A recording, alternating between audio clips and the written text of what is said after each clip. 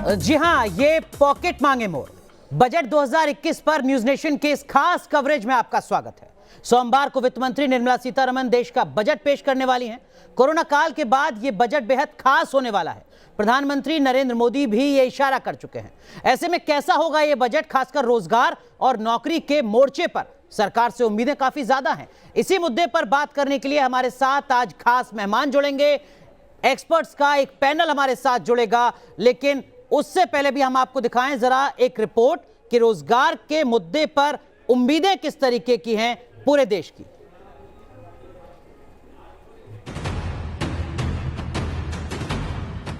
साल 2020 में कोरोना ने ऐसी चोट की जिससे करोड़ों लोगों का रोजगार छिन गया। फैक्ट्रियां, दुकान, बाजार सब पर ताले लटक गए। मजदूरों की बातें तो छोड़िए, लाखों पेशेवर लोगों को भी इस्तीफा देने पर मजबूर होना पड़ा। CMIE की रिपोर्ट के मुताबिक अप्रैल और मई महीने में बेरोजगारी दर 24% तक पहुंच गई थी। दिसंबर के महीने में यह दर 9.06% रही थी। लेकिन मोदी सरकार कोरोना काल के साइड इफेक्ट को पीछे छोड़कर अब देश को तरक्की की राह पर ले जाने में जुटी है। सरकार का फोकस रोजगार मुहैया कराने पर है और यही सबसे बड़ी चुनौती भी है। ऐसे में सबकी नजरें अब आम बजट की तरफ है। सरकार की कोशिशों से अर्थव्यवस्था में जो रिकवरी शुरू हुई है उसमें मोमेंटम बना रहे, इस पर सरकार का जोर होगा। इसके लिए सरकार बजट में इंफ्रास्ट्रक्चर डेवलपमेंट, मसलन रोड, अफोर्डेबल हाउसिंग जैसे उपायों पर आवंटन बढ़ा सकती है। प्रोडक्शन लिंक्ड इंसेंटिव यानी PLI योजना को लेकर भी कुछ और बड़े ऐलान हो सकते हैं। जाहिर तौर पर तमाम ऐसे सेक्टर हैं जिसमें रोजगार बढ़ाने पर सरकार का जोर रहेगा, खासतौर पे इंफ्रास्ट्रक्चर और साथ में तमाम ऐसे स्टार्टअप्स जो भारत में शुरू किए गए उसको दोबारा बूस्टअप करना, और तीसरा ये कि आत्मनिर्भर भारत को लेकर के भारत के अंदर की इंडस्ट्रीज को बढ़ाना जिससे रोजगार को बढ़ाया जा सके। दरअसल यूनियन बजट देश में इकोनॉमिक रिफॉर्म के लिए बड़ा प्लेटफॉर्म बन सकता है। ऐसे में सरकार ऐसे सेक्टर्स में निवेश पर फोकस कर सकती है जिनसे ज्यादा रोजगार आता है। इनमें टेक्सटाइल, कंस्ट्रक्शन, MSME और अफोर्डेबल हाउसिंग शामिल है। सैयद आमिर के साथ टीम न्यूज नेशन। तो आपको बता दें कि एक खास पैनल हमारे साथ जुड़ चुका है। हमारे साथ वरिष्ठ आर्थिक पत्रकार मनोज गैरोला जी हैं जो एडिटर इन चीफ हैं न्यूज नेशन के। हमारे साथ यामिनी अग्रवाल जुड़ चुकी हैं, आप अर्थशास्त्री हैं। हमारे साथ SP शर्मा साहब जुड़ रहे हैं, आप मुख्य अर्थशास्त्री हैं PSG चैम्बर ऑफ कॉमर्स के। आप तीनों का बहुत बहुत स्वागत है न्यूज नेशन पर इस खास कवरेज में। पहला सवाल मनोज सर आपसे ही जी, आप भी इस बात से सहमत हैं सर कि वित्त मंत्री के सामने सबसे बड़ी चुनौती रोजगार रहने जा रही है इस बजट में? हाँ, देखिए अगर हम आज अपने चारों तरफ देखते हैं तो आप देखेंगे कि कई सारे शॉप्स, बिजनेस एस्टेब्लिशमेंट, छोटी यूनिट्स जो कि पेंडेमिक के टाइम जो लॉकडाउन चला था उस समय जो बंद हुई थी, आज की डेट तक बंद पड़ी हुई हैं। वहाँ जो लोग काम करते थे, जो वहाँ वर्कर्स थे, माइग्रेंट वर्कर जो वापस अपने गांव गए, वो लोग आज की डेट तक वापस नहीं आ पाए हैं। वो नंबर देखिए हर एक एजेंसी के अलग अलग है कि आज की डेट में एम्प्लॉयमेंट रेट क्या है और या फिर कितने लोगों को रोज़गार नहीं मिला है। अगर हम उस नंबर्स पे ना भी जाएं तो हमें ये पता है कि लाखों करोड़ों लोग जो वापस गए थे या फिर जो शहरों में ही थे, उन्हें तब से लेकर आज तक रोजगार की समस्या उनके सामने वैसी ही बनी हुई है। तो सरकार के सामने ये सबसे बड़ा जो फोकस होगा वो फोकस ये होगा कि उन लोगों को रोजगार कैसे मिले। नेचुरली जो हमारा जो GDP है -7.7% जो कॉन्ट्रैक्ट हुआ है, वो GDP को कैसे ऊपर लेकर जाएं, वो तो एक सरकार का टारगेट होगा ही होगा। लेकिन उसके लिए बहुत ज़्यादा ज़रूरी है कि लोगों को जब रोज़गार मिलेगा, लोगों की परचेसिंग पावर बढ़ेगी, बढ़ेगी तो इकोनॉमिक तो वो लोग ज़्यादा सामान खरीदेंगे, डिमांड इकोनॉमी में आएगी, वो पूरी की पूरी इकोनॉमिक साइकिल चलेगी। तो अब हमें अनुराग ये देखना होगा कि जनरली अगर आप किसी भी अर्थशास्त्री से बात करें या अभी तक जो बजट में फोकस रहता था वो सरकार का फोकस ये होता था कि जितने भी पैरामीटर्स हैं जिसमें कि एक फिस्कल डेफिसिट होता था, जिसके कारण कि वो एक नंबर सैक्रोसेंट था। वो फिस्कल डेफिसिट का जो नंबर है 3.55% होता था, जो कि था मतलब कि जो और हम लोगों की कोशिश होती थी कि हम लोग बोरोइंग ज़्यादा ना करें, ज़्यादा कर्जा ना लें। लेकिन ये जो नंबर है इस पेंडेमिक के कारण ये सारे के सारे नंबर का आज की डेट में कोई वैल्यू नहीं है, हो चुके हैं, सारे नंबर स्वस्थ हो चुके हैं। और गवर्नमेंट के सामने मेरे को लगता है कि कोई चारा नहीं है, सिर्फ एक ही गवर्नमेंट को जो करना चाहिए वो ये है कि बोरोइंग ज़्यादा से ज़्यादा करें और उसके बाद वो जो सेक्टर्स हैं जैसे कि इंफ्रास्ट्रक्चर हो गया, जहाँ रोजगार ज्यादा जो पैदा रोजगार ज्यादा है, मल्टीप्लायर इफेक्ट होता है, रोजगार भी ज्यादा है। और साथ ही साथ अगर इंफ्रास्ट्रक्चर जितना ज्यादा अच्छा होगा हमारे यहाँ, तो एक तो इंडस्ट्रियल डेवलपमेंट भी उस हिसाब से अच्छा होता है। बिल्कुल। तो इन सेक्टर्स में सरकार ज्यादा से ज्यादा पैसा खर्च करे और फिस्कल डेफिसिट जैसे नंबर को थोड़े टाइम के लिए, मैं ये नहीं कहूँगा भूल जाए, थोड़े वक्त के लिए थोड़े टाइम के लिए उसमें फ्लेक्सिबिलिटी रहे। बिल्कुल बिल्कुल, बेहद अहम बात यहाँ पर सर आप कह रहे हैं, क्योंकि कहा जाता है कि अगर एक मकान बनता है तो तकरीबन 150 से 200 250 लोगों को रोजगार मिलता है सिर्फ एक मकान से। लेकिन यामिनी अग्रवाल, यहाँ पर जो आंकड़ा आ रहा है इस पूरे लॉकडाउन का, उसमें कहा जा रहा है कि 40 लाख से लेकर 10-12 करोड़ तक रोजगार जा चुके हैं। अलग अलग एजेंसी की अलग अलग रिपोर्ट है। एक बड़ी चुनौती सरकार के सामने होगी कि कैसे उन रोजगार को बहाल करे और नए रोजगार पैदा करे। जी बिल्कुल, ये एक चुनौती होगी, क्योंकि देखा जाए तो कोविड की वजह से काफी रोजगार गए हैं, लेकिन जो सबसे अच्छी बात हुई है कि एक इंडिजिनियस प्रोडक्शन हुई है वैक्सीन की, जिसकी वजह से जो मास वैक्सीनेशन प्रोग्राम है वो पॉसिबल हो पाया है, जिसके तहत इकोनॉमी वापस रिकवर करेगी और जिन लोगों ने जॉब्स लूज किए हैं उन्हें वापस वो जॉब्स मिलेंगे। माना जा रहा है कि जो ओवरऑल इकोनॉमिक ग्रोथ है वो 2022 में 11.5% के आसपास होगी IMF के एस्टिमेशन के हिसाब से, और 7% होगी उसके बाद। ये भी माना जा रहा है कि जो आत्मनिर्भर भारत प्रोग्राम है जो 1 पॉइंट, 2 पॉइंट और 3 पॉइंट आया था, उससे जो कृषि है, MSMEs है और महिलाओं को काफी सहयोग मिला है, और खासतौर पे जो कैश डिसबर्समेंट्स हुई थी और फ्री राशन बटे थे, उससे भी लोगों की काफी मदद हुई थी। जी, बजट में देखा जाएगा कि इंफ्रास्ट्रक्चर में ज्यादा से ज्यादा इन्वेस्टमेंट हो सके, और जो है कोशिश की जाए कि जो है ये जो इन्वेस्टमेंट है वो रोजगार में बदल सके।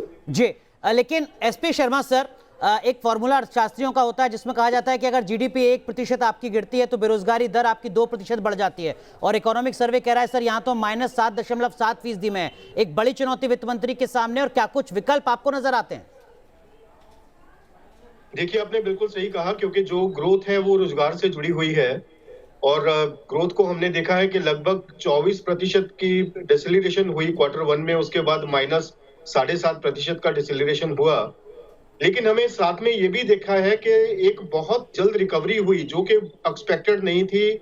जो स्पीड ऑफ रिकवरी थी वो बहुत तेज थी। उसके बाद हमने जल्द ही अभी के जो रीसेंट आंकड़े हैं, अगर हम उसमें देखें तो GST कलेक्शंस को देखें या फिर हम जो पैसेंजर व्हीकल ग्रोथ को देखें तो वो वापस अपने स्तर पे आ गए हैं, जो कि 1 साल पहले थे, प्री पैंडेमिक लेवल पे आ गए हैं।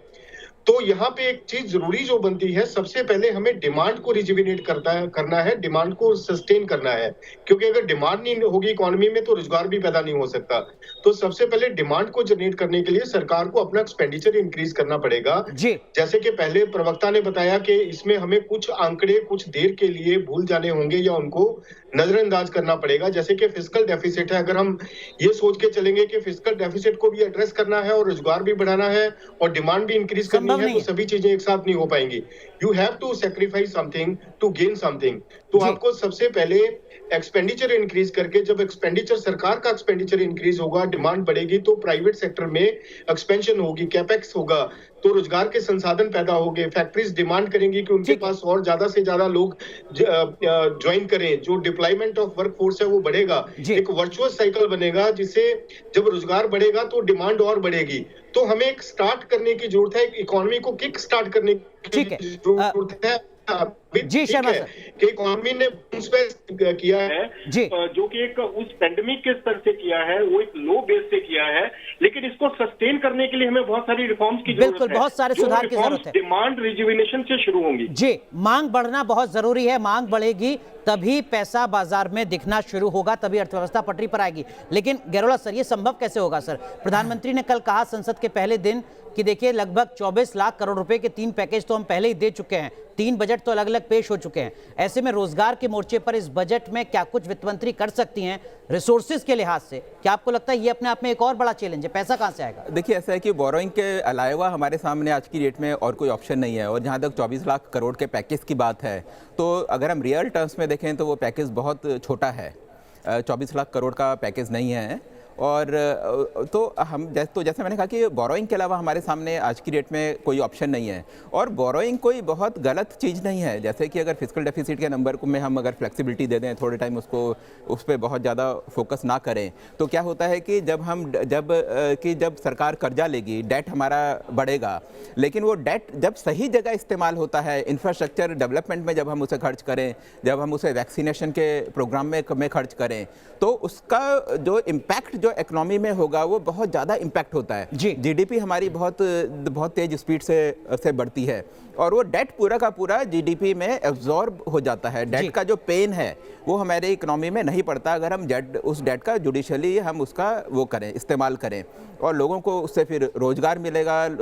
ये भी देखिए बहुत ज़रूरी है कि जब हमारी इकोनॉमी ऊपर उठे, जब हम जीडीपी को हम अगर 11% की हम बात करें, तो जो सबसे गरीब तबका है जिसने इस पेंडेमिक को, कोरोना को सबसे ज़्यादा झेला है, वो तबका को भी ऊपर आना चाहिए। बिल्कुल। अच्छा, एक और चीज़ मैं आपको पॉइंट आउट करना चाहूँगा अनुराग, कि इस बार जो माइग्रेंट वर्कर वापस गया था अपने गांव में, तो सबसे ज़्यादा मदद उसकी जो मनरेगा है उसने करी थी। बिल्कुल। तो क्या है कि जो हमें मनरेगा की सही वैल्यू उस समय पता चली, और गवर्नमेंट ने, आपको ध्यान होगा कि उसका एलोकेशन 40,000 करोड़ रुपए और ज़्यादा बढ़ाया था। बिल्कुल।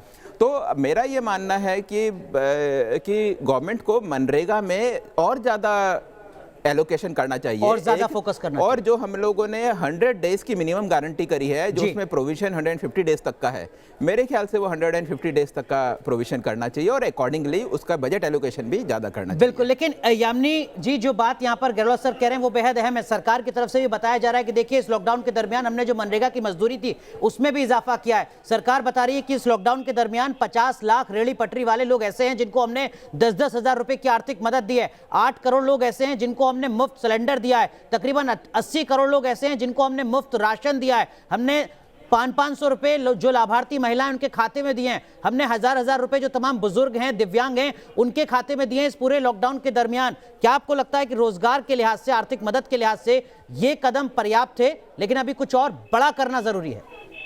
जी देखिए, 10% जीडीपी का देना एक बड़ा योगदान था, खासतौर पे कोविड के दौरान। ये भी कोशिश की गई कि जो है क्रेडिट फैसिलिटी के थ्रू जो एमएसएमई, जो सबसे ज्यादा लार्जेस्ट सेक्टर है एम्प्लॉयमेंट प्रोवाइड करने के लिए, उसे सबसे ज्यादा क्रेडिट फैसिलिटी मिले। जो दूसरा सेक्टर अगर हम माने जो प्रोडक्शन के लिए सबसे ज्यादा अच्छे ग्रोथ पे था, वो था एग्रीकल्चर सेक्टर। उसको भी एक बहुत कामयाब तौर से पैसा मुहैया कराया गया, चाहे वो नाबार्ड में लिक्विडिटी प्रोवाइड करके किया हो, हाउसिंग सेक्टर को भी प्रोवाइड किया गया एनएचबी के द्वारा, सिडबी के द्वारा एमएसएमईज को प्रोवाइड किया, डायरेक्ट स्कीम्स के द्वारा प्रोवाइड किया, किसान कार्ड, क्रेडिट कार्ड स्कीम्स के थ्रू प्रोवाइड किया गया। ये जो 10% जीडीपी का था ये काफी था, पर अभी भी जो इन्वेस्टमेंट की जा सकती है वो इंफ्रास्ट्रक्चर में है। प्राइमरली रोड्स बनानी है, रूरल सड़क योजना बनानी है, पीएम आवास योजना है, इरिगेशन टैप्स पहुंचाने हैं रूरल एरियाज में, आपकी उज्ज्वला योजना है। ये सब योजनाएं जो चलेंगी और उसके साथ साथ फाइनेंशियल इंक्लूजन और डिजिटलाइजेशन चलेगा, उससे जो है ओवरऑल इकोनॉमी में ग्रोथ आएगी। खासतौर पे ये जरूरी है कि एग्रीकल्चर सेक्टर को और एमएसएमई सेक्टर को मैक्सिमम सपोर्ट दिया जाए ताकि एम्प्लॉयमेंट और लोगों तक ज्यादा से ज्यादा सहूलतें पहुंच सकें। इंफ्रास्ट्रक्चर इन्वेस्टमेंट से ग्रोथ अपने आप आएगी और एक मल्टीप्लायर इफेक्ट क्रिएट होगा जो इकोनॉमी में 11% से लेके 8% की ग्रोथ रेट पाएगा आगे आने वाले फ्यूचर में। जी एसपी शर्मा साहब, जो बात यहाँ पर यामिनी जी कह रही हैं आप इत्तेफाक रखते हैं, क्योंकि हिंदुस्तान की जो अर्थव्यवस्था है वो मांग आधारित अर्थव्यवस्था है सर, और मांग गांव से भी कहीं ज्यादा आती है। यानी जो बजट है उसमें अगर रोजगार पर ध्यान देना है तो ग्रामीण भारत पर भी कहीं ज्यादा ध्यान देना होगा। जी बिल्कुल, प्रोफेसर यामिनी ने सही बताया कि जो इंफ्रास्ट्रक्चर मल्टीप्लायर है वो काफी स्ट्रांग है, खासकर जो डेवलपिंग इकोनॉमीज हैं। और सरकार ने जिस तरीके से एनआईपी जो नेशनल इंफ्रास्ट्रक्चर पाइपलाइन है उसमें ऑलरेडी 111 लाख करोड़ के अनाउंसमेंट कर रखे हैं, एलोकेशन भी हो चुकी हैं।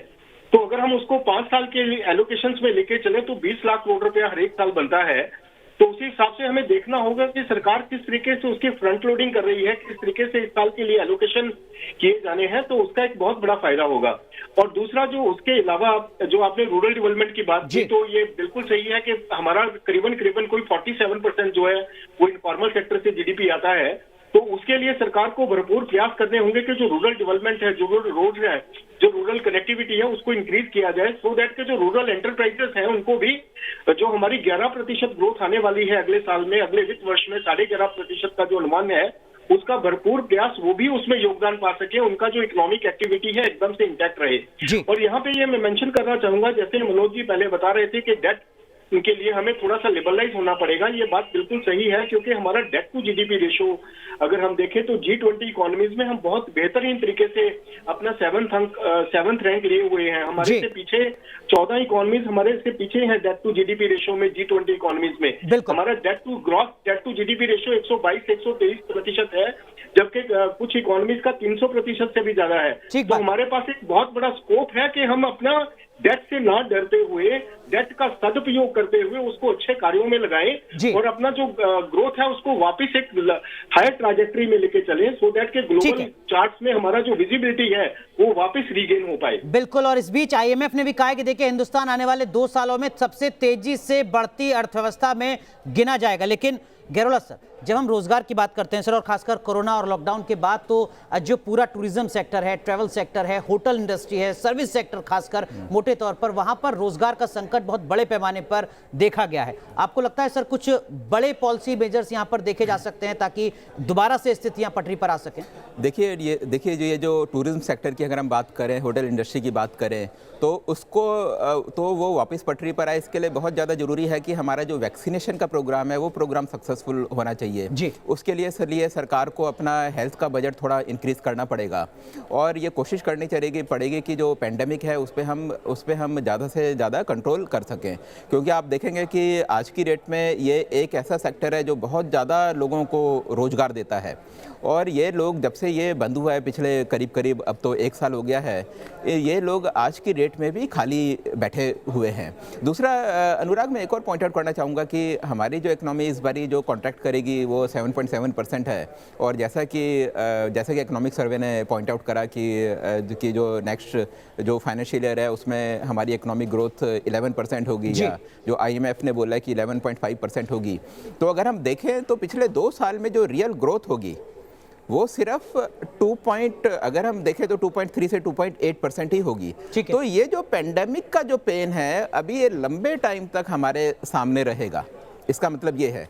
उसके अगले साल का भी हम देखें और एक नॉर्मल ग्रोथ करें का अगर हम देखें कि नॉर्मल होती है तो भी 3 साल में भी इसका जो पेन है वो पूरे तरीके से जाएगा नहीं। सर समय बहुत कम है, बहुत संक्षेप में सर अगर आप बता सके कि आत्मनिर्भर भारत जिसकी बात सरकार करती है, स्टार्टअप पर जोर देने की बात करती है, PLI का जिक्र यहाँ पर किया गया था, इस तरीके के मोर्चों पर भी कुछ कदम उठाए जा सकते हैं क्या और उससे रोजगार पर कुछ असर पड़ता है आपको नजर आता है? देखिए इन सब पे तो सरकार कदम उठाएगी ही क्योंकि ये तो उनका मेन एजेंडा है, लेकिन मेरा ये कहना है कि जो भी सरकार कदम उठाए उसमें जो निचले तबके के लोग हैं उनको कैसे रोजगार मिले इसकी तरफ भी फोकस होना चाहिए। बिल्कुल। और वो फोकस सर क्या एक्सपोर्ट से भी हो सकता है? हमने इकोनॉमिक सर्वे पिछले साल का पढ़ा था जिसमें ये कहा था भारत सरकार ने कि देखिए अगर 5 ट्रिलियन की आपको इकोनॉमी बनना है तो आपको एक्सपोर्ट पर भी ज्यादा फोकस करना होगा, चीन के फॉर्मूले को आपको अपनाना होगा। क्या कुछ भारत में संभावना आपको ऐसी नजर आती है? इस बजट में ऐसी कोई संभावना नजर आती है? देखिए ये बात तो शर्मा जी ज्यादा अच्छे से समझा पाएंगे जी।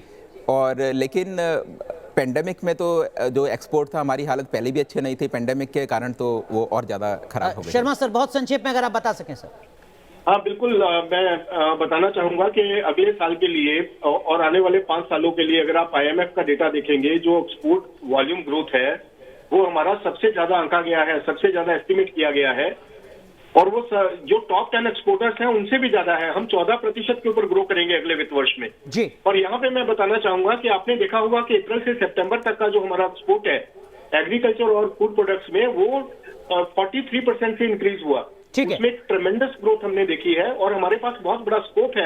हम हर एक साल एग्रीकल्चर एंड फूड प्रोडक्ट्स में सबसे ज्यादा ग्रोथ नए रिकॉर्ड बना रहे हैं और एक्सपोर्ट का मतलब रोजगार भी है कि इसमें फूड प्रोसेसिंग को हम और इंक्रीज करें, जिसके एक्सपोर्ट अभी IT सेक्टर के सॉफ्टवेयर सेक्टर से भी ज्यादा है एक्सपोर्ट हमारे जो एग्री एंड फूड प्रोसेसिंग के हैं।